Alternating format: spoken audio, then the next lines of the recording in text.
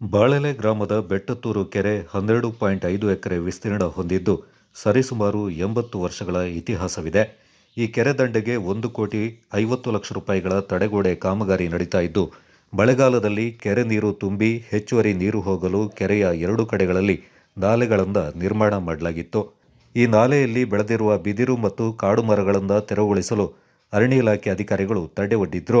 ಅರಣ್ಯ ಇಲಾಖೆಯವರು ತಡೆ ಒಡ್ಡಿದ್ದಂದ ಗ್ರಾಮಸ್ಥರು ಕರ್ನಾಟಕ ರೈತ ಸಂಘದ ಪದಾಧಿಕಾರಿಗಳ ಗಮನಕ್ಕೆ ತಂದ ಮೇರೆಗೆ ರೈತ ಸಂಘದ ಪದಾಧಿಕಾರಿಗಳು ಸ್ಥಳಕ್ಕೆ ಭೇಟಿ ನೀಡಿ ಪರಿಶೀಲನೆ ನಡೆಸಿ ಅರಣ್ಯ ಇಲಾಖೆಯ ಆನೆಚೌಕೂರು ವಿಭಾಗದ ಆರ್ಎಫ್ಒ ದೇವರಾಜು ಅವರನ್ನ ಸ್ಥಳಕ್ಕೆ ಕರೆಸಿ ಕೆರೆಯ ತಡೆಗೋಡೆ ಹಾಗೂ ನಾಲೆ ಕಾಮಗಾರಿಯ ಬಗ್ಗೆ ಹಾಗೂ ಬೆಳೆದು ನಿಂತ ಬಿದಿರು ಮತ್ತು ಕಾಡು ಮರಗಳ ಬಗ್ಗೆ ಅಧಿಕಾರಿಗಳ ಗಮನಕ್ಕೆ ತಂದ ಕೂಡಲೇ ಕಾಮಗಾರಿ ನಡೆಸಲು ಯಾವುದೇ ರೀತಿಯಲ್ಲಿ ತಡೆಯೊಡ್ಡದಂತೆ ಸೂಚನೆ ನೀಡಿದರು.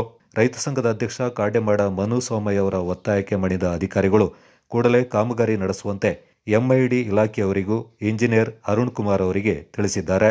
ಈ ಸಂದರ್ಭ ಕರ್ನಾಟಕ ರಾಜ್ಯ ರೈತ ಸಂಘದ ಕೊಡಗು ಜಿಲ್ಲಾ ಸಂಚಾಲಕ ಪುಚ್ಚಿಮಾಡ ಸುಭಾಷ್ ಸುಬ್ಬಯ್ಯ, ಮಾಯಂಗುಡಿ ಗ್ರಾಮದ ಅಧ್ಯಕ್ಷ ಪುಚ್ಚಿಮಾಡ ರಾಯ್ ಮಾದಪ್ಪ, ಪುಚ್ಚಿಮಾಡ ಸಂತೋಷ್ ಮತ್ತಿತರ ಪ್ರಮುಖರು ಪಾಲ್ಗೊಂಡಿದ್ದರು. ಕೊಡಗು ಚಾನಲ್ ವರದಿ ಚಂಪಾ ಗಗನ, ಪೊನ್ನಂಪೇಟೆ.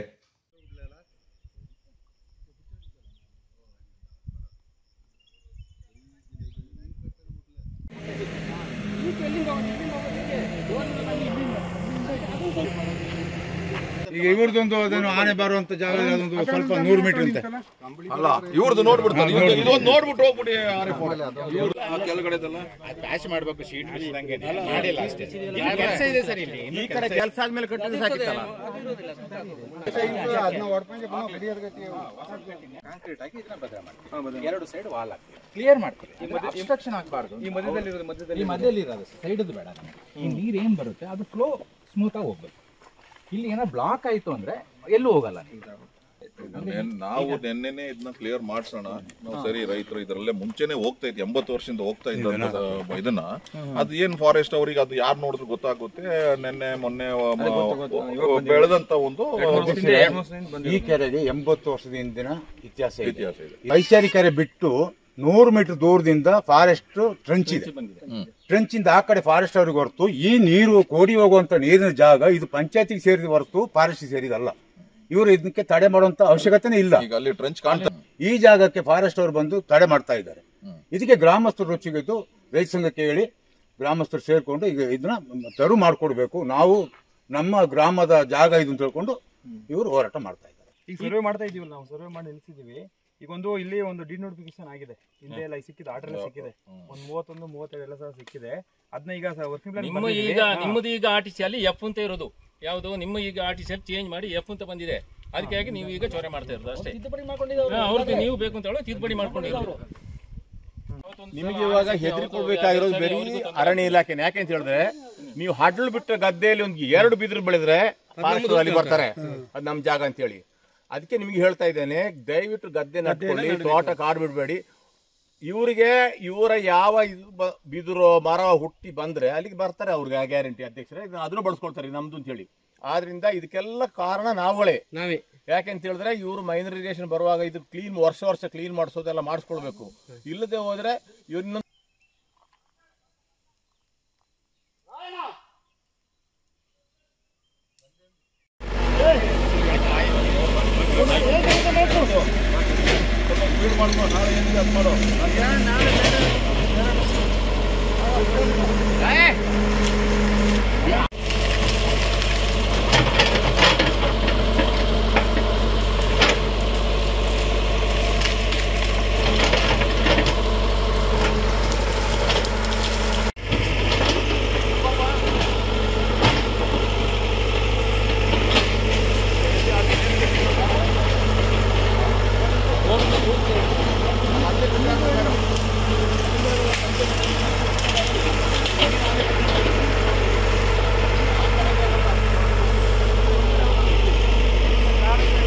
ಈ ದಿನ ನಮ್ಮ ಬೆಟ್ಟತ್ತೂರು ಕೆರೆ ದೇವನೂರು ಗ್ರಾಮದ ನಮ್ಮ ಬಾಳೆಲೆ ಹೋಬಳಿಗೆ ಸೇರಿದಂಥ ಜಾಗದಲ್ಲಿ ಏನು ಈ ಕೆರೆ ನೀರು ತುಂಬಿ ಹರಿಯುವಂಥದ್ದು ಮಳೆಗಾಲದಲ್ಲಿ ಈ ಕೋಡಿ ಜಾಗದಲ್ಲಿ ಈ ಬೆಳ್ಕೊಂಡಂಥ ಬಿದಿರು ಸತ್ತೆ ಇದನ್ನೆಲ್ಲ ನೀರು ಹೋಗಲಿಕ್ಕೆ ಅದನ್ನ ಕ್ಲೀನ್ ಮಾಡಬೇಕು ಅಂತ ಹೇಳುವಂಥ ಒಂದು ವಿಚಾರದಲ್ಲಿ ಗ್ರಾಮಸ್ಥರು ಪಕ್ಕದಲ್ಲೇ ಅರಣ್ಯ ಇರೋದಕ್ಕೋಸ್ಕರ ಅರಣ್ಯ ಇಲಾಖೆಯವ್ರನ್ನ ಒಂದು ಅನುಮತಿ ಕೇಳಿದಾಗ ಅದು ಮುಟ್ಟಬಾರ್ದು, ಅದು ಯಾವುದೇ ಸತ್ಯ ತೆಗೆಯೋದಾಗಲಿ ಕಾಡು ಕಡಿಯೋದಾಗಲಿ ಮಾಡಬಾರ್ದು ಅಂತೇಳಿ ಬಹುತೇಕ ಒಂದು 10 ವರ್ಷದಿಂದ ಈ ಕಡೆಗೆ ಅದನ್ನ ತಡೆ ಮಾಡ್ತಾಯಿದ್ರು. ಹಾಗಾಗಿ ಆ ಕೆರೆಯಲ್ಲಿ ಶೇಖರಣೆ ಆಗುವಂಥ ನೀರು ಯಾವಾಗ ಕೆರೆ ಆ ಏರಿ ಒಡೆದೋಗುತ್ತೋ ಆ ಕೆಳಭಾಗದಲ್ಲಿರುವಂಥ ಗದ್ದೆ ತೋಟಗಳಿಗೆ ಏನು ಕೊಚ್ಕೊಂಡು ಹೋಗುವಂಥ ಒಂದು ತೊಂದರೆ ಆಗುತ್ತೆ ಅಂತ ಹೇಳುವಂಥ ಹೆದರಿಕೆ ಸಮೇತ ಈ ರೈತರಲ್ಲಿತ್ತು.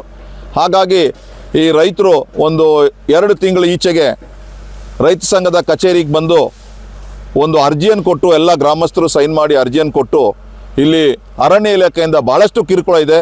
ಕೆರೆ ವಿಚಾರದಲ್ಲಿ ಕಿರುಕುಳ, ಅಲ್ಲಿ ಅವರ RTCಯಲ್ಲಿಯೂ ಅಷ್ಟೇ ಮುಂಚೆ ಎಷ್ಟೋ ವರ್ಷಗಳಾಗಿದೆ ಇವರಿಗೆಲ್ಲ RTC ಕೊಟ್ಟು ಪಟ್ಟೆ ಕೊಟ್ಟು, ಅದರಲ್ಲಿ ಫಾರೆಸ್ಟ್ ಅಂತ ಹೇಳುವಂಥ ಒಂದು ಏನು ಅವರ ಅರಣ್ಯ ಅಧಿಕಾರವನ್ನು ಆ RTCಯಲ್ಲಿ ಸಮೇತ ಇದು ಅರಣ್ಯ ಜಾಗ ಅಂತ ಹೇಳಲಿಕ್ಕೆ ಫಾರೆಸ್ಟು F ಅಂತ ಹೇಳುವಂಥ ಮುಖಾಂತರ ತೋರಿಸ್ಕೊಂಡು ಅವರಿಗೆ ಯಾವುದೇ ಒಂದು ಲೋನ್ ತೆಗೆಯುವಂಥದ್ದಾಗಲಿ ಪರಿಹಾರ ಸಿಕ್ಕುವಂಥದ್ದಾಗಲಿ ಎಲ್ಲದಕ್ಕೂ ತೊಂದರೆ ಆಗ್ತಾಯಿತ್ತು.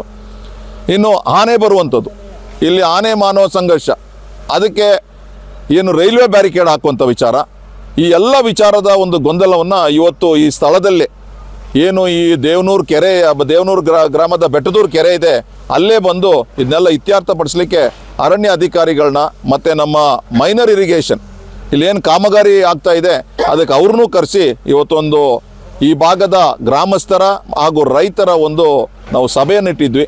ಅದರಲ್ಲಿ ಅರಣ್ಯ ಅಧಿಕಾರಿಗಳಿಗೆ ಅವರಿಗೆ ಈ ವಿಚಾರ ಏನಿದೆ, ಎಷ್ಟು ಗಂಭೀರ ಇದೆ ಅಂತೇಳಿ ಅವರಿಗೆ ಕಂಪ್ಲೀಟಾಗಿ ಅವ್ರಿಗೆ ಮನವರಿಕೆ ಮಾಡಿ ಆ ಫಾರೆಸ್ಟ್ ಟ್ರೆಂಚ್ ಏನಿದೆ, EPT ಪಿಟ್ ಏನಿದೆ, ಅದರಿಂದ ಆ ಕಡೆಗೆ ನಿಮ್ದು ಅರಣ್ಯದ ಏನಿದೆ ಅದನ್ನ ಯಾವುದೇ ಕಾರಣಕ್ಕೆ ರೈತರಾಗಲಿ ಇಲ್ಲಿದ್ದ ಗ್ರಾಮಸ್ಥರಾಗಲಿ ಮುಟ್ಟೋದು ಬೇಡ.